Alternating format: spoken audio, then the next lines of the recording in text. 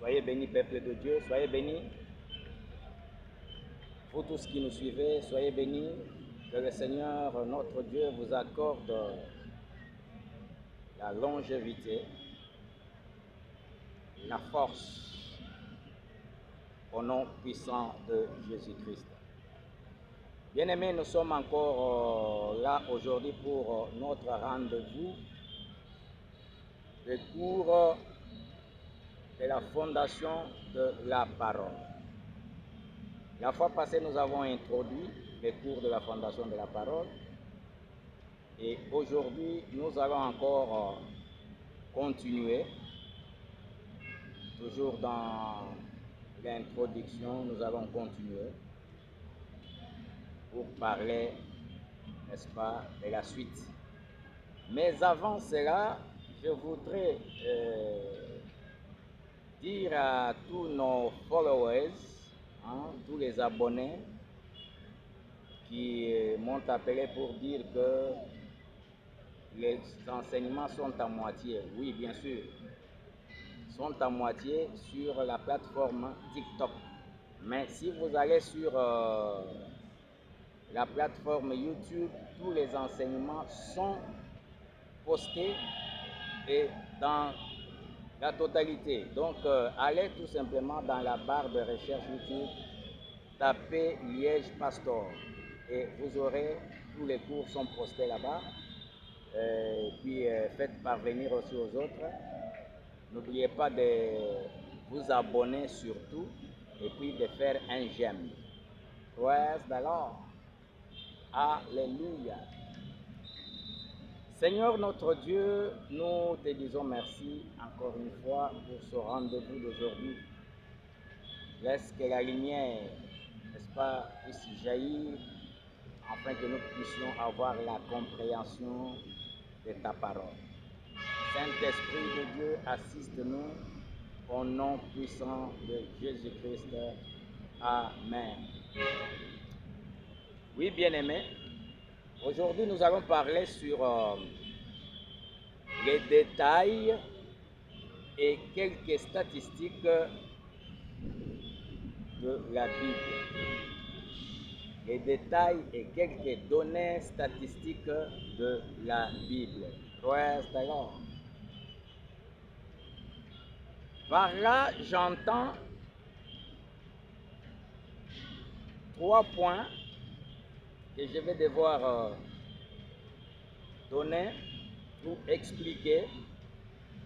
Le premier point, dans les détails et les données statistiques de la Bible, nous avons les matériels ou les matériaux sur lesquels la Bible était écrite. Ça, c'est le premier point qu'on va, n'est-ce pas, décortiquer. Et deuxième point, ça sera les langues dans lesquelles la Bible était écrite. Les langues dans lesquelles la Bible était écrite. Et le troisième point, c'est le contenu même de la Bible. Voilà les 3 points que nous allons devoir partager ce soir. Donc, les détails et quelques données statistiques de la Bible. Alléluia. Commençons par le premier point qui est le matériel ou les matériaux sur lesquels la Bible était écrite. Vous devez savoir que les matériaux utilisés sont nombreux. Et là, nous allons épingler quelques 3 ou 4. Le premier matériel, c'est de l'argile. La parole de Dieu était écrite sur l'argile ou soit des briques. Praise the Lord. La Bible nous montre dans le livre d'Ézéchiel, chapitre 4, le verset 1er. La Bible dit ceci: Et toi, fils de l'homme, prends une brique, place-la devant toi, et tu y traceras une ville, Jérusalem. Toi, fils de l'homme, prends une brique, place-la devant toi, et tu y écriras ou tu traceras une ville, Jérusalem. Praise the Lord.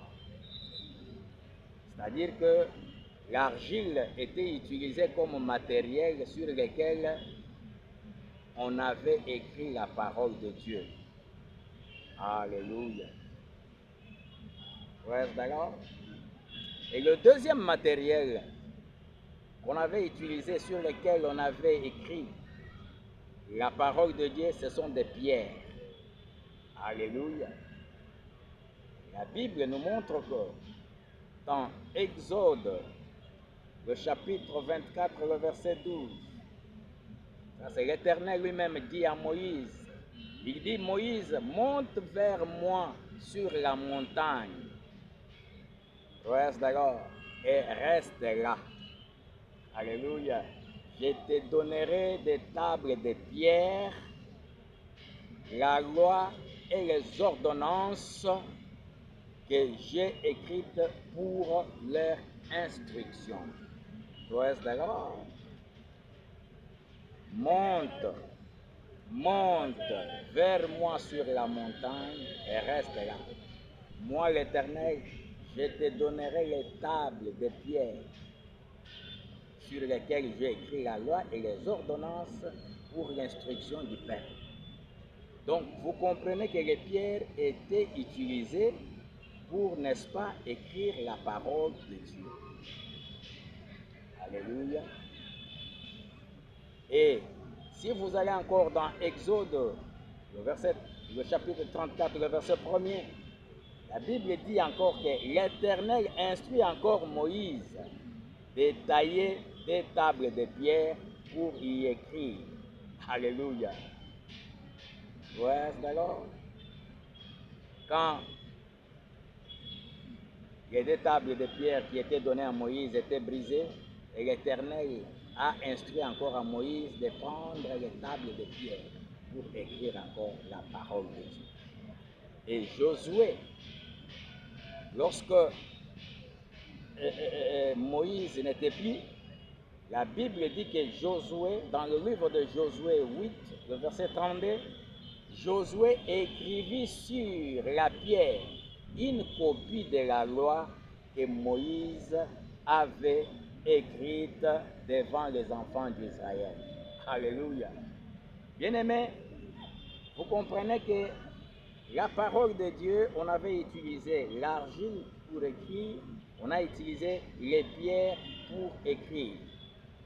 Et quel encore autre matériel qu'on utilisait pour écrire la parole de Dieu?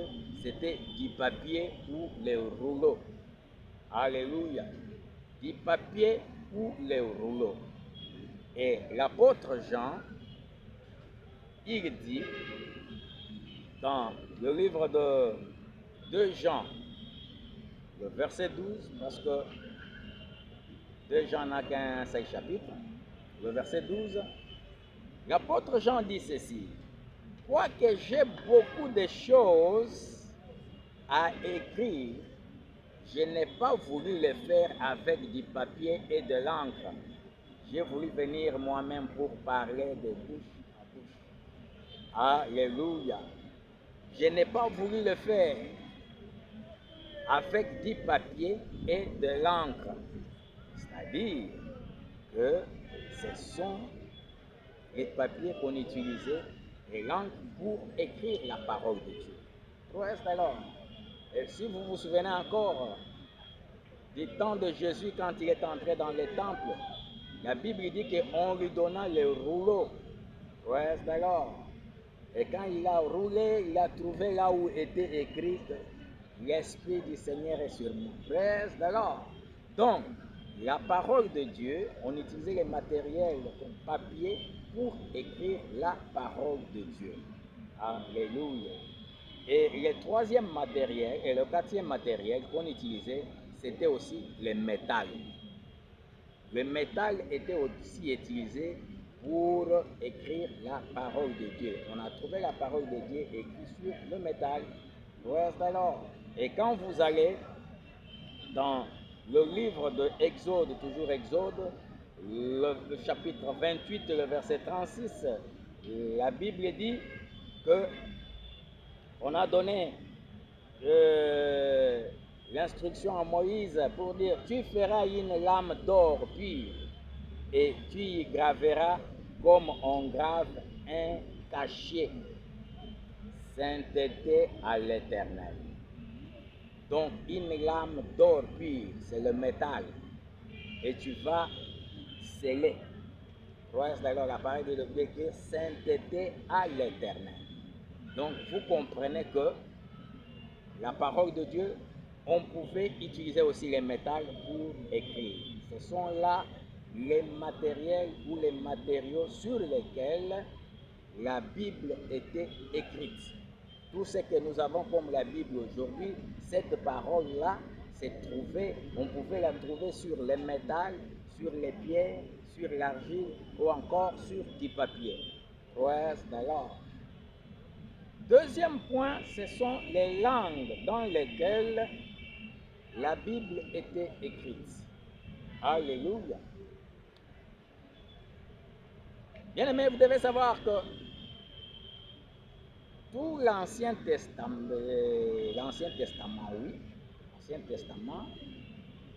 on avait utilisé la langue hébreu pour écrire la parole de Dieu, pour écrire la Bible. Donc la Bible était écrite, surtout l'Ancien Testament, en hébreu. Alors, alléluia, en hébreu. Et deuxième langue, c'était la langue araméenne, donc aramaïque. Il y avait quelques portions de livres de l'Ancien Testament comme Esdras, Daniel et Jérémie qu'on pouvait aussi trouver dans la langue araméenne.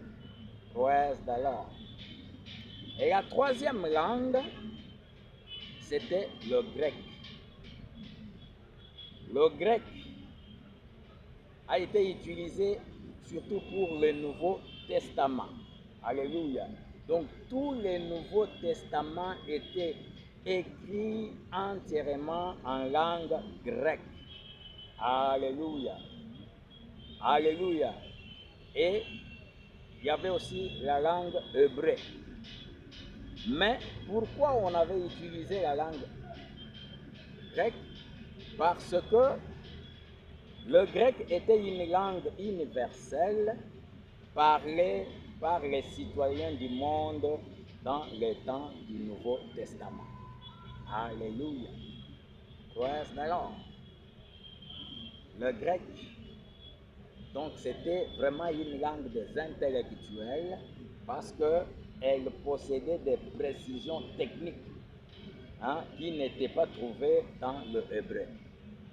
Voilà pourquoi les gens de cette époque-là, ils ont préféré écrire le Nouveau Testament dans la langue grecque.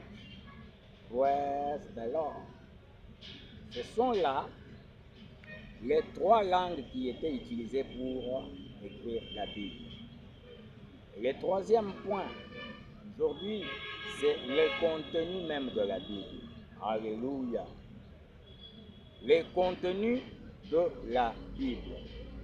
Vous devez savoir que l'Ancien Testament contient 39 livres avec 926 chapitres.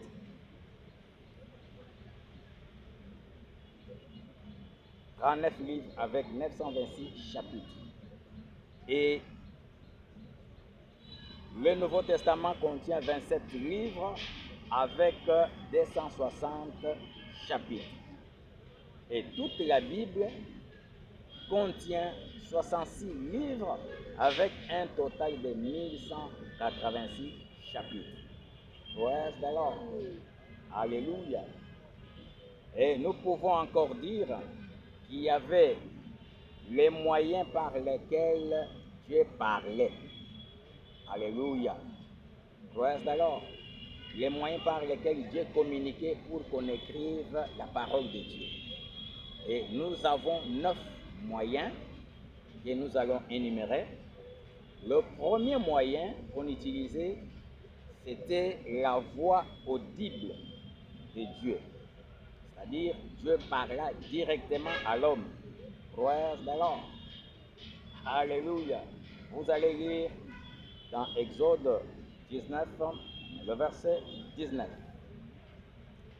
Et même quand vous lisez dans Matthieu 3, le chapitre 3, le verset 16 à 17, la Bible dit que dès que Jésus-Christ y était baptisé, il sortit de l'eau.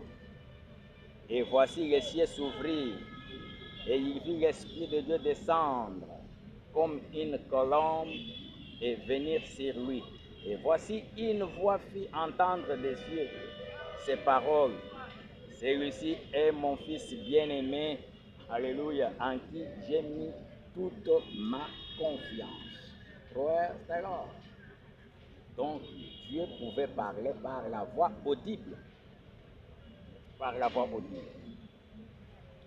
Deuxième moyen utilisé, c'était par les anges. Alléluia. Les anges pouvaient venir communiquer la parole de Dieu. Gloire alors. Actes des apôtres, chapitre 7, le verset 38, la Bible dit, c'est lui qui, lors de l'assemblée au désert, étant avec l'ange qui lui parlait sur la montagne de Sinaï et avec nos pères, reçut des oracles vivants pour nous les donner. Alléluia. C'est lui qui était, c'est-à-dire Moïse. À l'époque, l'ange venait pour parler avec lui et lui donner, lui remettre les oracles de Dieu, les oracles vivants pour nous. Ouais, alors, donc, la parole, on pouvait utiliser les moyens comme les anges et Dieu envoya sa parole. Troisième moyen, c'était par les prophètes. Ouais, alors, Dieu pouvait utiliser les hommes, les prophètes, pour qu'ils communiquent la pensée et ils apportent la parole.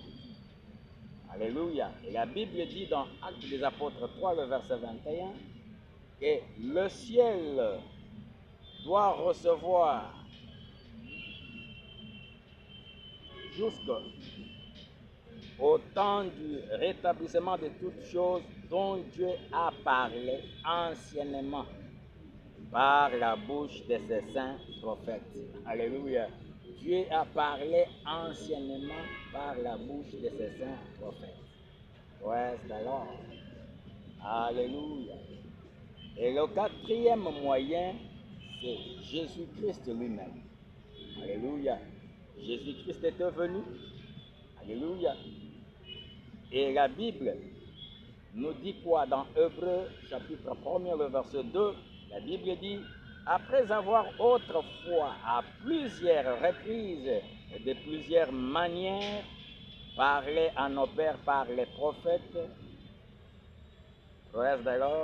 Dieu dans ces derniers temps nous a parlé par le Fils qu'il a établi héritier de toutes choses par lesquelles il a aussi créé les mondes. Donc Dieu a parlé par Jésus le Fils. Donc Jésus était aussi moyen pour communiquer la parole de Dieu. Alléluia. Le cinquième moyen où nous avons la parole de Dieu, c'était les apôtres. Et Actes des Apôtres, chapitre 1er, le verset 2, la Bible dit, jusqu'au jour où il fut enlevé au ciel, après avoir donné ses ordres par le Saint-Esprit aux apôtres qu'il avait choisis. Donc, jusqu'au jour où il fut enlevé, où Jésus fut enlevé, alléluia, il avait donné les ordres aux apôtres qu'il avait choisis. Donc, par moyen des apôtres, nous avons la parole de Dieu. Le sixième moyen, c'était par les visions. Alléluia, les visions.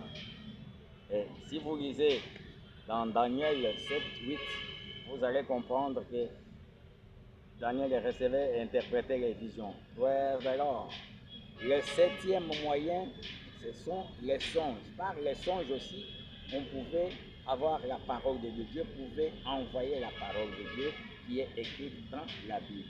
Alléluia. Exemple, vous allez lire dans le livre de Daniel, chapitre 2, lisez tous les chapitres, vous allez comprendre que Daniel était capable d'interpréter les songes. Ouais, alors, ce que Dieu pouvait révéler.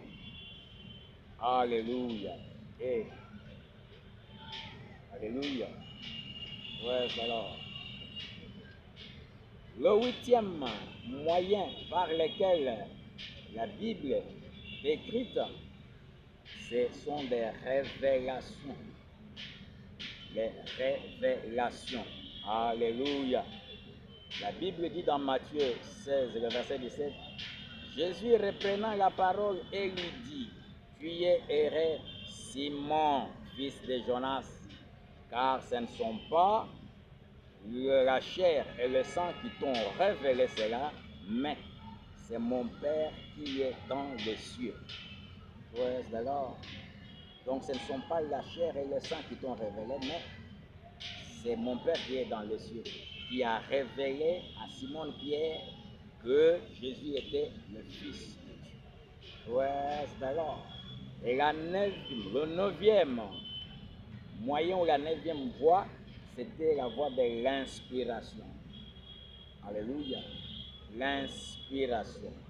La Bible dit dans 2 Pierre, chapitre 1er, le verset 19 jusqu'à 21, la Bible dit que, sachant tout d'abord vous-même qu'aucune prophétie de l'Écriture ne peut être un objet d'interprétation particulière. Ouais, alors, car ce n'est pas par une volonté d'homme une prophétie a jamais été donnée, mais c'est poussé par le Saint-Esprit que les hommes ont parlé de la part de l'Éternel. Ouais, alors, alléluia. C'est poussé par le Saint-Esprit. Tous les hommes qui ont parlé, ce n'était pas par la volonté d'homme, mais c'était poussé par le Saint-Esprit qu'ils ont parlé de la part de l'Éternel et ils ont écrit. Aujourd'hui, nous avons la Bible. Ouais, d'accord. Alors, si nous pouvons nous résumer, nous pouvons dire que la Bible est la parole de Dieu manifestée collectivement dans 3 moyens. Alléluia. La Bible est la parole de Dieu qui est manifestée collectivement dans 3 moyens. Et quels sont ces moyens? Ce sont les contes historiques de Dieu avec l'homme. C'est-à-dire, Dieu avait des contes historiques avec l'homme. Ouais, alors, on peut dire encore que c'est un salut, un manuel de salut et de succès dans la vie. La Bible est un manuel de salut et de succès dans la vie. Ouais, alors. Et troisièmement, nous pouvons dire que la Bible est un guide inspiré et pratique aux réponses de toutes les questions de la vie. Il n'y a aucun problème qui ne puisse trouver solution dans la Bible. Alléluia. Voilà pourquoi nous disons que c'est un guide inspiré et pratique aux réponses de toutes les questions de la vie. Praise the Lord. Alléluia. Bien-aimés, chers apprenants, chers abonnés, vous qui nous suivez, nous voici arrivés à la fin de notre cours d'aujourd'hui. Laisse que Dieu vous bénisse abondamment et qu'il vous donne la force d'être toujours présent pour suivre nos enseignements. Praise the Lord. N'oubliez pas de vous abonner sur notre plateforme YouTube surtout et faites un j'aime. Allez, tous les enseignements sont postés là-bas et vous ne serez pas dessus. C'est pour vous que nous sommes là. Que Dieu vous bénisse. À très bientôt pour la suite de notre programme.